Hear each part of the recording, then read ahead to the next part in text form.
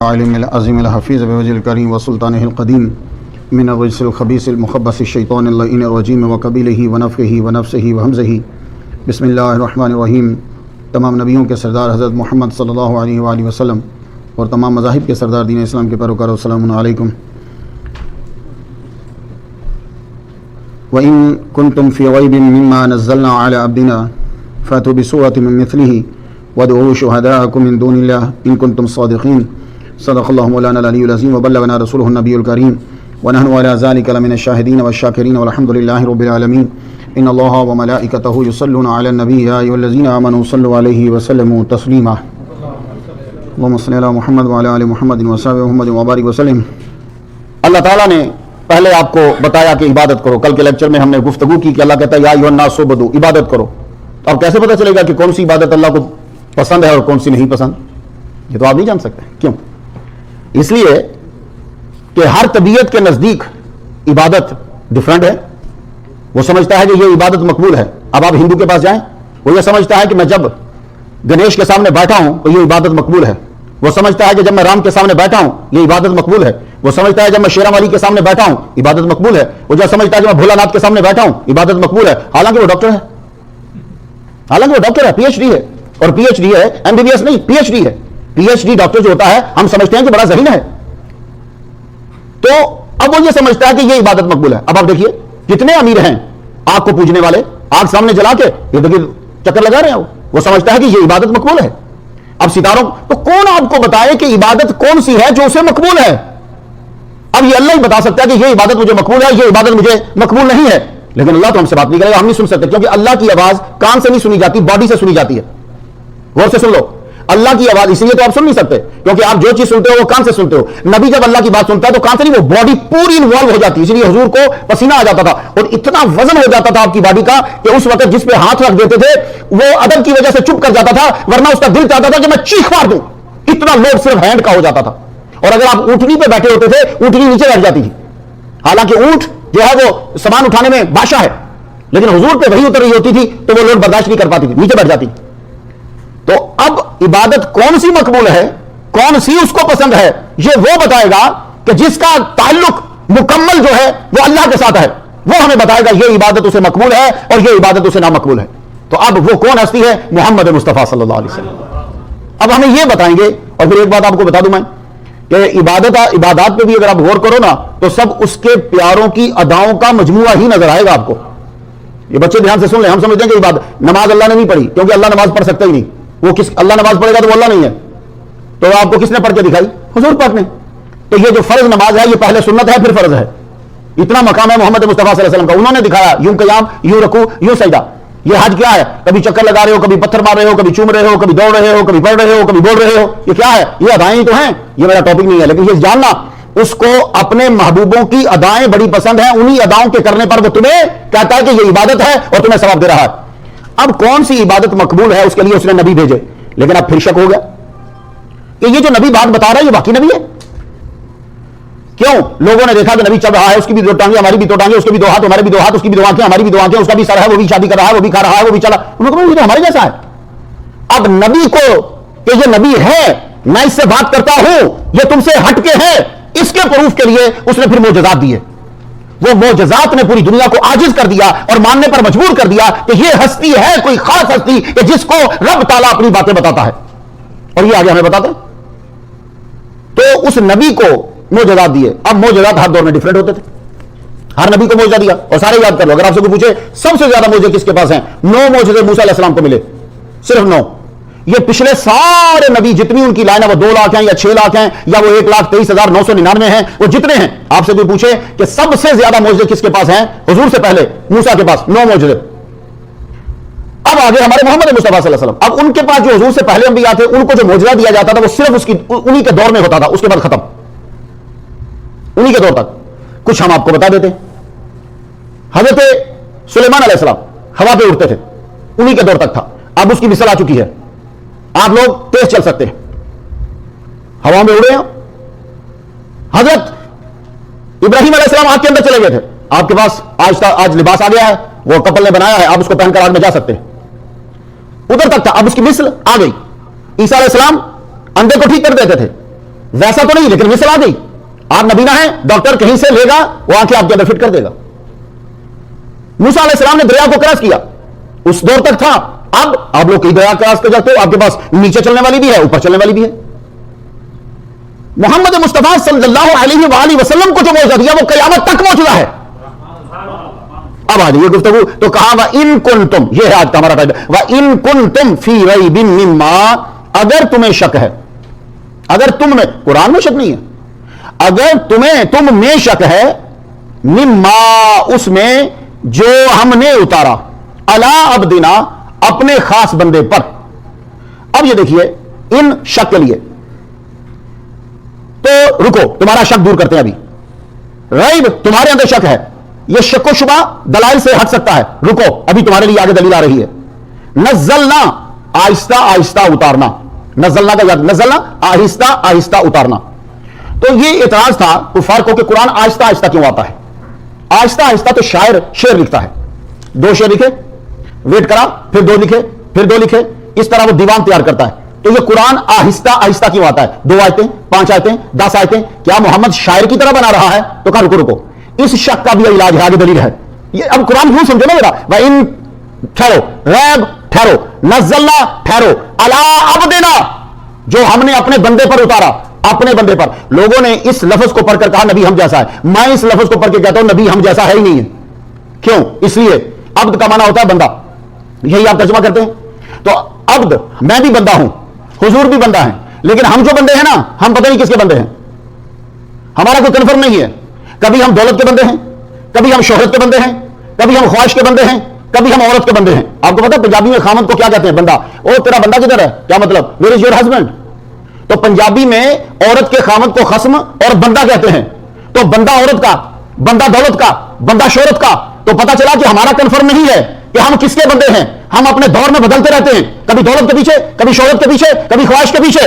دنیا میں ایک ہے جس کو خالق نے کہا یہ میرا بندہ ہے, یہ میرا بندہ ہے. تو پتہ یہ چلا کہ لفظ بندہ نے بتا دیا کہ محمد مصطفیٰ ہم جیسا نہیں ہے. تو جس لفظ کو بول کر تم نے کہا تھا وہ ہم جیسا ہے, اسی لفظ کو بول کر میں کہہ رہا ہوں وہ ہم جیسا نہیں ہے, کیونکہ اسے خالق کہہ رہا ہے کہ یہ میرا بندہ. کیوں؟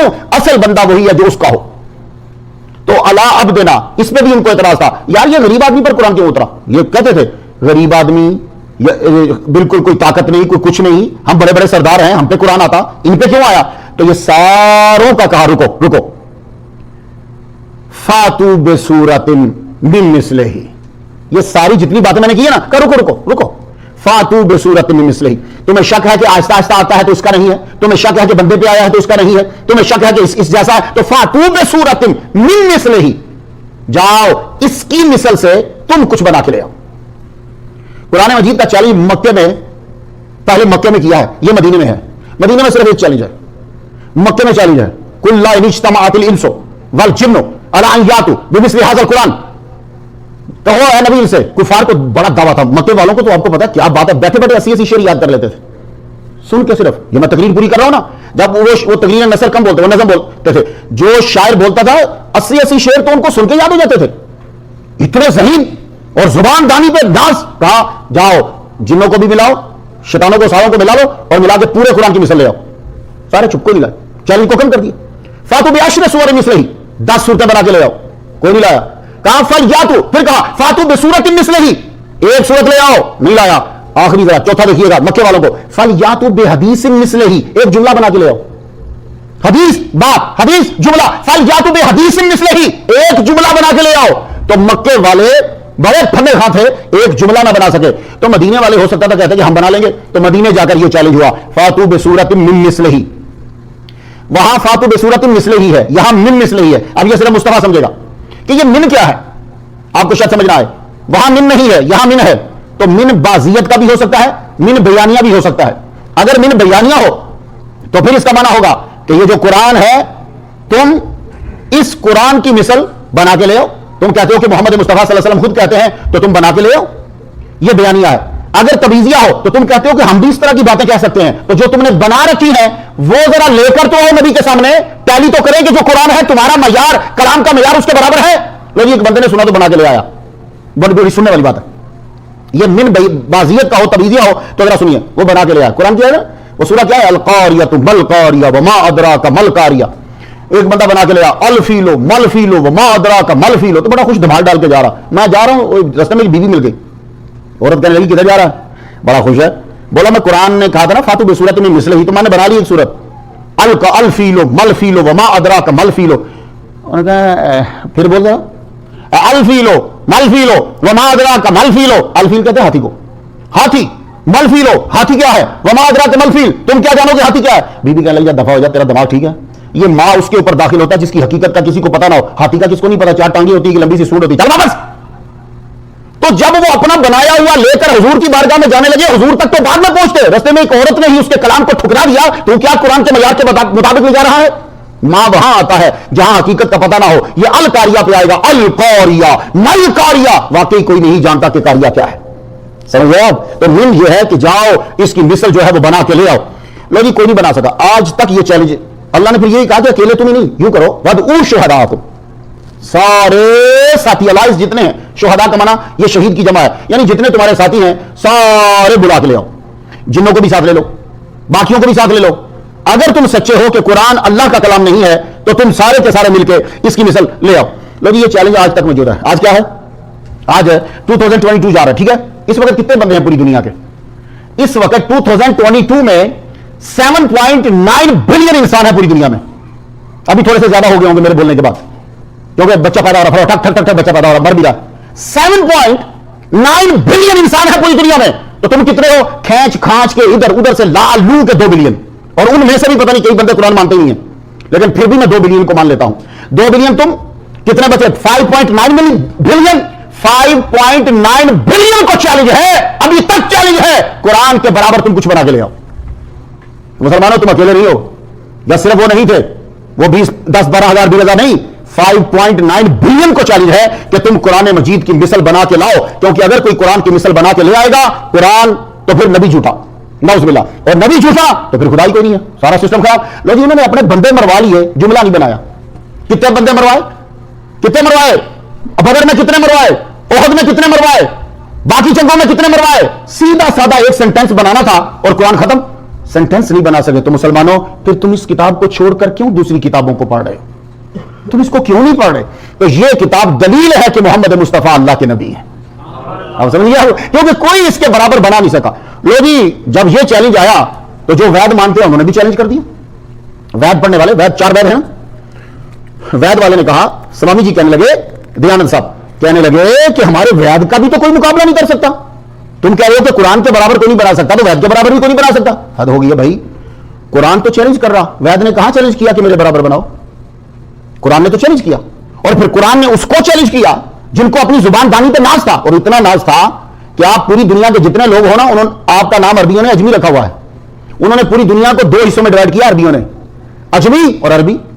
آپ سارے اجمی ہو، یہ جتنے ہو تم عربیوں کی یہ نکال کے ان کے ممالک جو عربی بولتے ہو نکال کے، باقی تم سب گنگے ہو. ان کے نزدیک تم گنگے ہو. اردو بولنے والے، انگلش بولنے والے، فارسی بولنے والے سب گنگے ہو. اگر کوئی اہل زبان ہے تو عربیوں کے نزدیک وہ صرف وہ خود ہیں، اس لیے وہ آپ کو اجمی کہتے ہیں. مسلمانوں، قرآن نے چیلنج ان کو کیا جن کو اپنی زبان پہ ناز تھا. تو سوامی جی آپ کی زبان تو بندے سمجھنے والے ہے ہی کوئی نہیں، کتنے آدمی ہوں گے. اور پھر سوامی جی نے ایک شرط لگائی ہے، بڑے غور سے سنا. بندہ جب قرآن کے برابر میں آتا ہے نا تو پھنستا ہے. کہتا ہے جی اللہ کا کلام وہ ہو سکتا ہے جو ہمیشہ سے ہو. یہ باتیں سننے والی ہوتی ہیں کیونکہ یہ جدید ہوتی ہیں، تمہارا واسطہ پڑے گا کبھی نہ کبھی 25 سال میں. جی اللہ کی کتاب تو وہ ہوتی ہے جو ہمیشہ سے ہو. ہمارا وید ہمیشہ سے ہے. آپ کو پتا ہے یہ عیسیٰ سے بھی 5000 سے بڑے بڑے پرانے ہیں. ان کا کہنا یہ ہے کہ ہمارا ابراہیم علیہ السلام کے ساتھ تعلق ہے. اچھا خیر، جو ہمیشہ سے ہو وہ اللہ کی کتاب ہے، جو ہمیشہ سے نہیں وہ اللہ کی کتاب نہیں، اور یہ ہمیشہ سے نہیں ہے.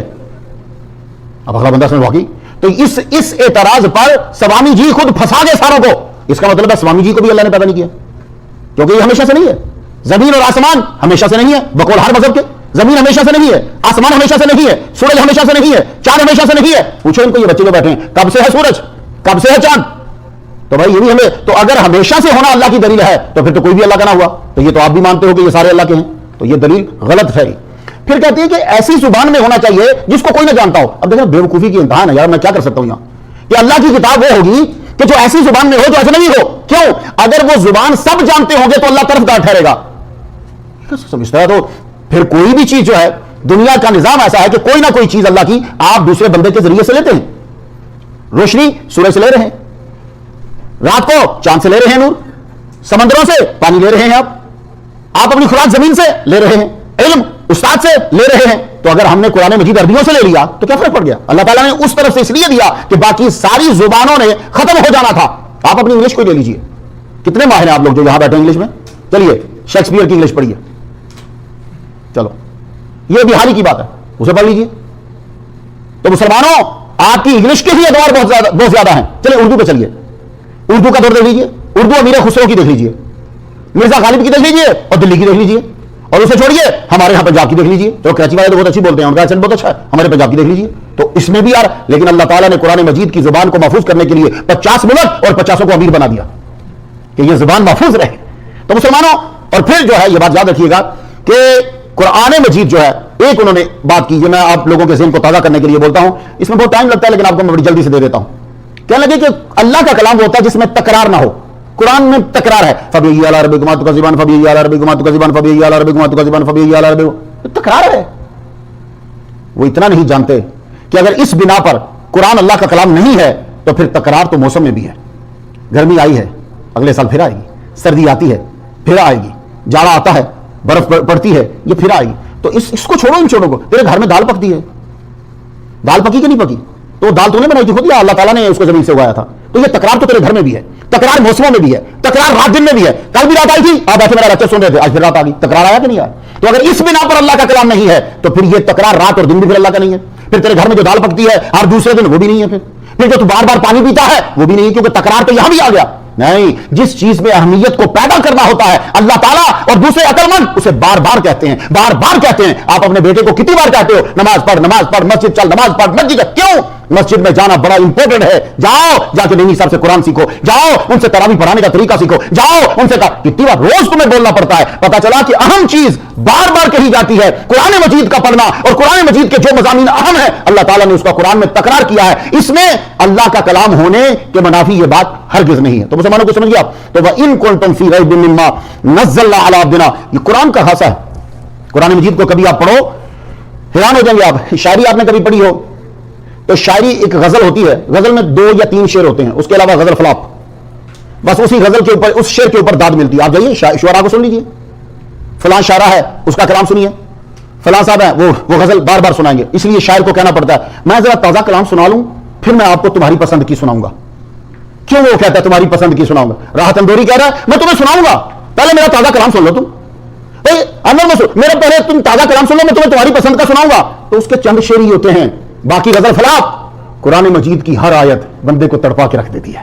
اس کا یہ نہیں کہہ سکتے کہ یہ آیت ایسی ہے اور یہ بتائیں ہر آیت. اور پھر ایک اور بات تمہیں بتاؤں, تم میرا 2021 کا لیکچر سنو تمہیں اور لطف آئے گا. تم نے آگے 22 میں سنا تمہیں اور اس میں لطف آئے گا. اگر غور سے تم نے 23 میں سنا اور لطف آئے گا. ایک ہی چیز کو اگر آیت کو ہم پلٹاتے رہیں, بار بار دہراتے رہیں, تو ہر وقت ہر دور میں, کیونکہ جو تمہاری عقل بڑھے گی تمہیں اس کے اندر اور نکات جو ہے نظر آتے رہیں گے. مجھے 20 سال ہو گئے, ہر سال ایک نئی چیز مجھے ملتی ہے, ہر سال نہیں ملتی. اور پھر ایک اور بات میں آپ کو بتاؤں, شعراء جھوٹ بہت بولتے ہیں, اس لیے ہمارے ہاں شاعر کو پسند نہیں کیا جاتا اسلام میں. اللہ تعالیٰ نے سورہ شعراء رکھ کے ٹھکائی کی ہے, یہ جھوٹ بولتے ہیں, اور یہ جتنا جھوٹ بولیں گے اتنی شاعری ہوگی. ایک میں کالم پڑھ رہا تھا, اس میں لکھا تھا, شاعر کہتا ہے اے میری محبوبہ میں 1000 سال سے تجھے پیار کر رہا ہوں اور 1000 سال تک کرتا رہوں گا اور مرنے کے بعد بھی پیار کروں گا. نیچے لکھا تھا تو بھوت ہے کہ انسان ہے, 1000 سال تک کرے گا تو سانپ کیوں زیادہ ہے؟ تو اب یہ شاعر نے جھوٹ بولا. کوئی اپنی بیوی سے 3 سال بعد پیار ختم ہو جاتا, تو 1000 سال کی بات کر رہا ہے. میں 1000 سال پہلے بھی کرتا تھا, آگے بھی 1000 کروں گا, پھر مرنے کے بعد بھی کروں گا. بھائی مرنے کے بعد تو بھوت زندہ رہتے, تو کیا کو پیار کر لے گا؟ دیکھا شاعر نے جھوٹ بولا نا, تو یہ جھوٹ ہے. اسی طرح غالب بولا وہ لحد میں بو تھی کہ نہ آ سکے فرشتے, میں عذابوں میں پھنسا تھا کہ نہ بادہ خار ہوتا. جھوٹ بول گیا غالب, پھینٹی پڑ رہی ہوگی اس خبیث کو اندر. اس کا ترجمہ کیا ہے؟ وہ لحد میں بو تھی, میری شراب کی بو تھی کہ فرشتے میری قبر میں نہیں آئے, میں عذاب میں پھنس گیا تھا اگر میں ٹونا نہ رہتا ہوتا اپنی زندگی میں. بتاؤ یہ شعر کو انسان کے بچوں والا ہے, لیکن مزہ بڑا آئے گا. اب جا کے ذرا باہر پڑھیے تو صحیح, واہ کیا غالب کہہ گیا ہے. تو مسلمانوں شاعر جھوٹ بولتا ہے, پورے قرآن مجید میں کہیں جھوٹ نہیں ہے. اور پھر ایک اور بات سنو, یہ اب آپ کی ذہنی سطح بلند ہے اس لیے قرآن سمجھانے میں آسانی ہو رہی. ایک اور سنو, شاعر وہ بات کرے گا جو اس نے دیکھی ہوگی, تب مزہ آئے گا. اس نے بادشاہ کو دیکھا ہے، بادشاہ کے سامنے اس کی تعریف کر رہا ہے، بادشاہ اس کو اشرفیاں دے رہا ہے، اس نے عورت کو دیکھا ہے، اس کی تعریفیں کر رہا ہے، لوگ اسے پسند کر رہے ہیں، اس نے آبشاروں کو دیکھا ہے، آبشاروں کی تعریف کر رہا ہے، لوگ اس کو پڑھ کے داد دے رہے ہیں، اس نے چیزوں کو دیکھا اور دیکھنے کے بعد تعریف کی تو لوگوں نے واہ واہ کی۔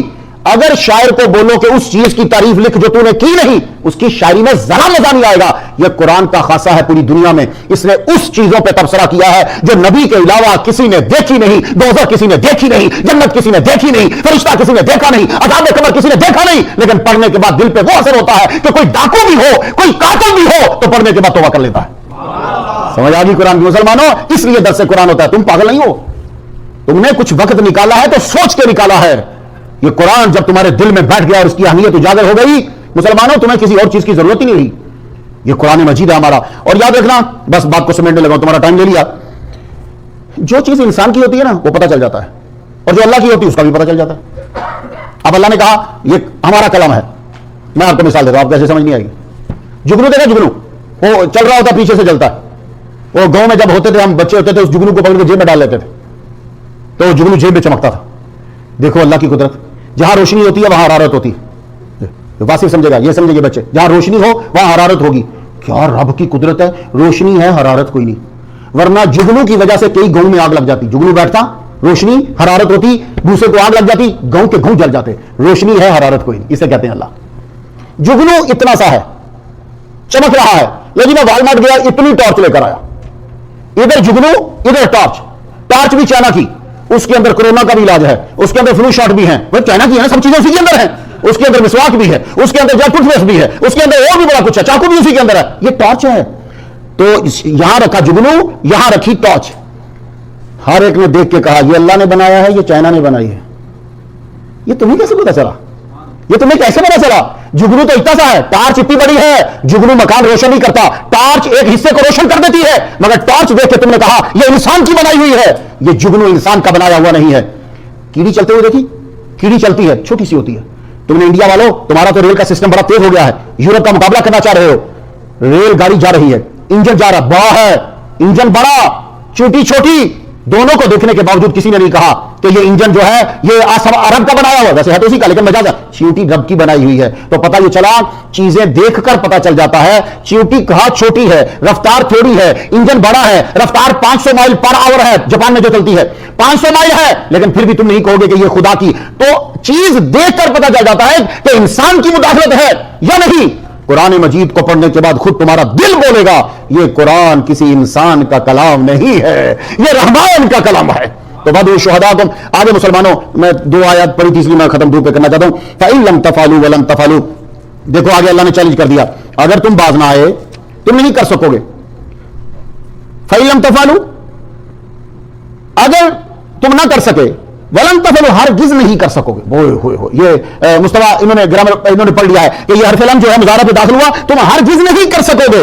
اللہ اکبر، فَاتَّقُوا النَّارَ الَّتِي، تو بس پھر کیا ہے، بچ جاؤ، آگ سے بچو، ڈرو۔ الَّتِي وَقُودُهَا النَّاسُ وَالْحِجَارَةُ، وہ آگ کہ جس کا ایندھن انسان ہیں اور پتھر ہیں۔ ویسے ہم ایندھن جلاتے ہیں تو اس کے اندر کوئی نہ کوئی چیز ڈالتے ہیں، فیول ڈلتا ہے، پیٹرول ڈلتا ہے، یا لکڑیاں ڈلتی ہیں، اس طرح کی چیزیں، لیکن جہنم کے اندر انسان ڈالے جائیں گے اور جہنم کے اندر پتھر ڈالے جائیں گے۔ پتھر کے بارے میں کہتے ہیں کہ جتنے دنیا کے بت ہیں یہ سارے بت اللہ تعالیٰ اٹھائے گا اور اٹھا کر دوزخ میں ڈال دے گا اور آگ بھڑکے گی۔ تو بھائی اس کے پاس آگ ہے، وہ کیسے بھڑکائے گا یہ وہ جانتا ہے۔ والحجارۃ اعدت للکافرین، یہ کافروں کے لیے تیار کی گئی ہے۔ میں سمجھتا ہوں کہ آج کی تقریر بھی آپ کے لیے کافی جو ہے وہ ایمان کو مضبوط کرے گی۔ یہ قرآن اللہ کا کتاب، اللہ کی کتاب ہے جو محمد مصطفیٰ صلی اللہ علیہ وآلہ وسلم پر نازل ہوئی ہے، اور خالی اس کتاب کے اندر 60,000 معجزے ہیں۔